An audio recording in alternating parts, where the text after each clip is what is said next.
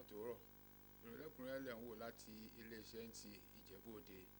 Jídé Moronfolu lóníròyìn ẹgbọ́ròyìn náà.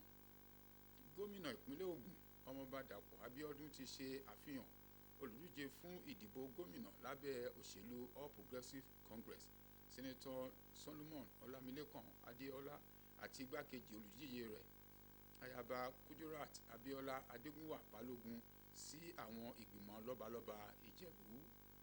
Àfihàn yìí wáyé ní ààfin Àwùjalẹ̀ ti Ìjẹ̀bú Òde tí ó sì jẹ́ ara ìbẹ̀wò sí ọ̀dọ̀ àwọn lọ́balọ́ba síwájú ìdìbò gómìnà tí ó ń bọ̀ ní ọdún 2027. Anthony Gandonu jábọ̀ ìròyìn ẹ gbọ́ látẹnu rẹ̀.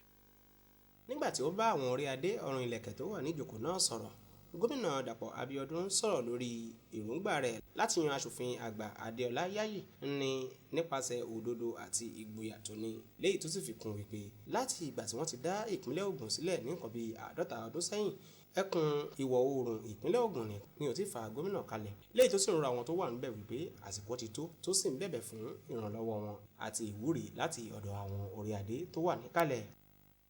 Gómìnà Dàpọ̀ Abíọ́dún ò ṣaláì ṣe àfihàn òǹdíje dupò igbákejì gómìnà ìpínlẹ̀ Ògùn ní abẹ́ àsíá ẹgbẹ́ òṣèlú APC ní Alhaja Kudirat Abíọ́dún Adégúnwà Balógun fún àwọn orí adé ọ̀run ìlẹ̀kẹ̀ tó wà níbẹ̀, lẹ́yìn tó sì bẹ̀bẹ̀ fún ìwúrí fún àṣeyọrí wọn nínú ìdìbò ọdún 2027.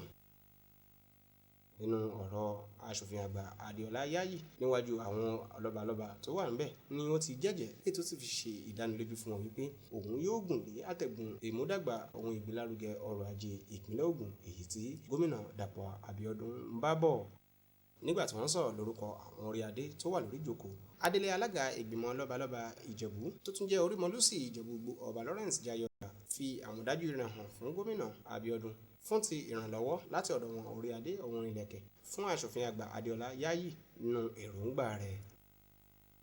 Àwọn orí adé ọ̀run ìlẹ̀kẹ̀ yìí ò ṣaláì gba gómìnà Dàpọ̀ Abíọ́dún tọwọ́ tẹsẹ̀ nínú èròǹgbà rẹ̀ láti di aṣòfin àgbà ẹkùn ìlà oòrùn ìpínlẹ̀ Ògùn, lẹ́yìn tó sì jẹ́ gẹ́gẹ́ bí àǹfààní láti máa tẹ̀síwájú nínú iṣẹ́ ribiribi tó ti ń gbé ṣe.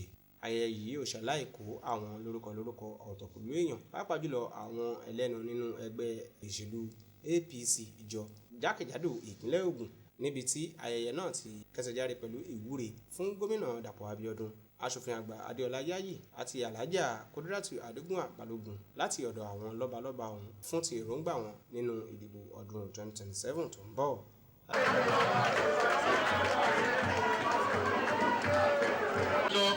Gbogbo ìta ṣe bí ilé ní ọlọ́ọ̀bá òdìdálù aláyà ọlọ́ọ̀bá gbà fún wa. Láti iléeṣẹ́ NTA Ìjẹ̀bú Òde, Ìdòwú Ògúnbàjò ló ń ṣàtúpalẹ̀ ìròyìn. Alága ìgbìmọ̀ ìṣàkóso ìgbà àìdúróba ti Àwùjalẹ̀ àti ọ̀gbẹ́ni ọjà ti Ìjẹ̀bú Dókítà Sanni Fọlọ́runṣọ́ Kúkú sọ wípé ìtẹ́ àwùjọ Àwùjalẹ̀ àti ìṣẹ̀ṣe Agẹmọ ti parí aáwọ̀ tí ó wà láàrin wọn fún àìmọye ọdún sẹ́yìn, tí wọ́n sì ti mú ìbárẹ́pọ̀ wọn kí ó dún mọ̀ràn-mọ̀ràn. Olóyè Kúkú fi eléyìí léde níbi tí ó ti ń bá àwọn oníròyìn sọ̀rọ̀ lẹ́yìn ìgbà tí ó gba àlejò àwọn ọlọ́jà Agẹmọ tí wọ́n wá ṣe ẹ̀ńlẹ́bẹ̀rún sí ààfin Àwùjalẹ̀ ní Ìjẹ̀bú Òde.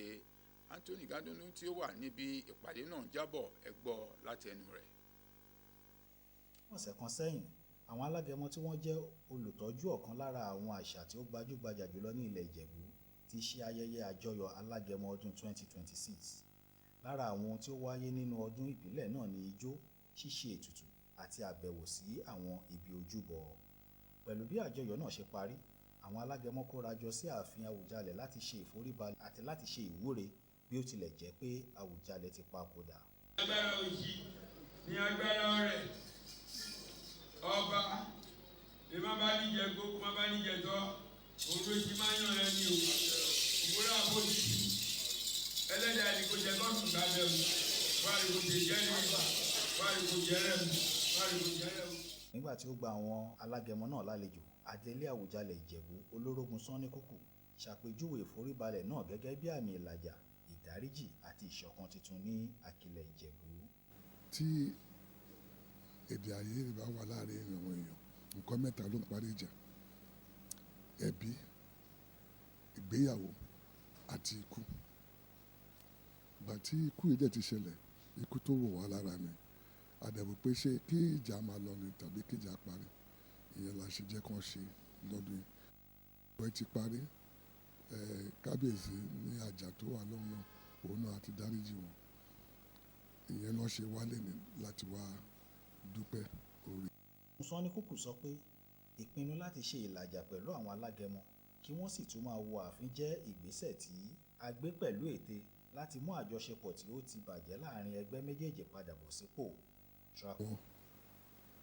Láti gbogbo àyíká Ìjẹ̀bú lọ́wọ́ á dúpẹ́ lọ́wọ́ Àwùjalẹ̀. Ẹ dẹ̀ mọ̀ pé kò sí Àwùjalẹ̀, ṣùgbọ́n ọba kú. A ní Council of Àwùjalẹ̀ tó jẹ́ adélé Àwùjalẹ̀, èmi dẹ̀ ni ọ̀gá wọn. Ìlàjà tó wáyé láàrin ìtẹ́ Àwùjalẹ̀ àti alágẹmọ jẹ́ ìṣẹ̀lẹ̀ pàtàkì nínú ìtàn ilẹ̀ Ìjẹ̀bú, èyí tí ó fi òpin sí àìfohùnṣọ̀kan ọlọ́dún pípẹ́ tí ó sì ṣí ojú ìwé tuntun fún ìṣọ̀kan àti àjọṣepọ̀ tí ó dán mọ́rán láàrin àwọn alágẹmọ àti Àwùjalẹ̀. Láti iléeṣẹ́ NTA Ìjẹ̀bú Òde, Ọlágòkè Àfọ̀ṣẹ ló jábọ̀ ìròyìn. Ẹgbẹ́ àwọn amòfin Nigerian Bar Association ti ẹ̀ka Ìjẹ̀bú Òde ti fi àwọn adarí tuntun wọn lólẹ̀ láti ṣe ìṣàkóso ẹ̀ka náà fún ọdún amòfin tí ó tún kàn. Ayẹyẹ náà wáyé nígbà tí wọ́n ń ṣe àṣejẹ ọdọọdún ti ẹ̀ka amòfin náà pẹ̀lú àmì ẹ̀yẹ tí ó ń dáńtọ́ fún àwọn tí ó yẹ fún ipa tí wọ́n kó fún ìdàgbàsókè ẹgbẹ́ náà. Akọ̀ròyìn wa tí ó wà níbi gbọ̀ngàn amòfin Adédèjì tí ayẹyẹ náà ti wáyé ń jábọ̀ ìròyìn ẹ gbọ́. Ọ̀sẹ̀ àwọn agbẹjọ́rò ti ọdún 2026 tí ẹgbẹ́ àwọn agbẹjọ́rò ẹ̀ka ti Ìjẹ̀bú Òde gbé kalẹ̀ ni ó kẹsẹ̀ járí pẹ̀lú alẹ́ wẹ̀jẹwẹ̀mu. Ayẹyẹ yìí ni ó fún àwọn ọmọ ẹgbẹ́ ní àǹfààní láti jẹ jíjẹ ohun mímu lẹ́yìn ọ̀pọ̀lọpọ̀ oríṣiríṣi ohun tí wọ́n ti fi ọ̀sẹ̀ náà ṣe, níbi tí wọ́n ti ń ṣe àyẹ́sí àwọn adarí. Ìmọrírì ìmọ̀ ìjìnlẹ̀ yìí tí wọ́n gùn lé láti mú kí ẹsẹ̀ òfin rinlẹ̀, ìgbárùkù ti ohun ìfọwọ́sowọ́pọ̀ fún iṣẹ́ ìdájọ́. Alẹ́ wẹ̀jẹwẹ̀mu yìí yóò ṣàlàyé ṣàfihàn àwọn olóyè tuntun nínú iṣẹ́ agbẹjọ́rò lẹ́yìn tí wọ́n máa tukọ̀ ẹ̀ka ẹgbẹ́ agbẹjọ́rò ti Ìjẹ̀bú Òde fún ọdún méjì tó ń bọ̀, lẹ́yìn tí amòfin Gbénga Adéyè borí gẹ́gẹ́ bí alága. Lẹ́yìn wàgbà náà ni wọ́n búra fún àwọn olóyè tuntun yìí.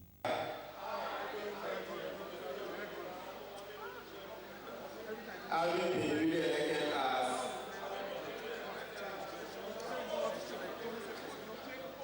do solemnly swear that 1. I will faithfully, honestly, and diligently discharge the duties of my office. Àmì ẹ̀yẹ fún ìmọrírì iṣẹ́ takuntakun fáwọn tọkùlú èèyàn, àwọn lórúkọ lóyè fún ìmọrírì wọn ohun ìgbárùkù tí wọn fún ti ìdàgbàsókè ẹgbẹ́ agbẹjọ́rò ẹ̀ka ti Ìjẹ̀bú Òde.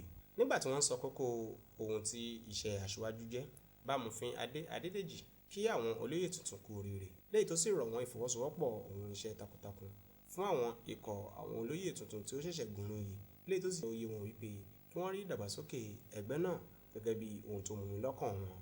Alága tó ṣẹ̀ṣẹ̀ gbóyè lẹ̀, ìyẹn ọ̀jọ̀gbọ́n Fásí Adétòkunbọ̀, dúpẹ́ lọ́wọ́ Ọlọ́run tó sì mọ rírì àwọn ọmọ ẹgbẹ́ fún àtìlẹ́yìn ohun ìgbárùkù tí wọn fún ọdún méjì tí òun lò ní orí oyè náà, lẹ́yìn tó sì rọ àwọn olóyè tuntun láti gùnlé ìṣe dáadáa tí àwọn ti ń bá bọ̀ kí wọ́n sì rí wípé wọ́n ṣe gbogbo ẹ̀ létòlétò bí òfin ṣe là á sílẹ̀. Nígbà tí alága tuntun náà mọ rírì lọ́wọ́ àwọn tó wà ńbẹ̀ àti Ọlọ́run, ó ṣe ìdúpẹ́ pàtàkì fún àwọn ọmọ ẹgbẹ́ fún ti yíyàn tí wọ́n yàn gẹ́gẹ́ bí alága náà, lẹ́yìn tó sì dúpẹ́ lọ́wọ́ àwọn ikọ̀ rẹ̀ tó sì ṣe ìlérí fún wọn wípé òun yóò jẹ́ aṣáájú dáadáa, lẹ́yìn tóun yóò sì mú ìṣọ̀kan bá ẹgbẹ́ náà tí òun ò ní ṣaláì gùnlé iṣẹ́ dáadáa tí àwọn òǹṣáájú ti gùnlé tẹ́lẹ̀. Alẹ́ wẹ̀jẹwẹ̀mu yìí ni ó ṣe àfihàn ìkẹsẹ̀járí ọ̀sẹ̀ agbẹjọ́rò ti ọdún 2026 láti ilé iṣẹ́ NTA Ìjẹ̀bú Òde. Ìdòwú Ògúnbàjò ló ṣàtúpalẹ̀ ìròyìn. Ẹ̀yin ará, kò kí ń pọ̀ kó dùn, ṣókí lọ́bẹ̀ oge, ìwọ̀nba ìròyìn tá a ní fún yín láṣẹ lẹ́nu. Ó tún dọ̀la nípa ọ̀rọ̀ ọ̀fẹ́ olùgbàlà, kó tó dìgbà náà ká sùn rẹ̀ ó dàárọ̀.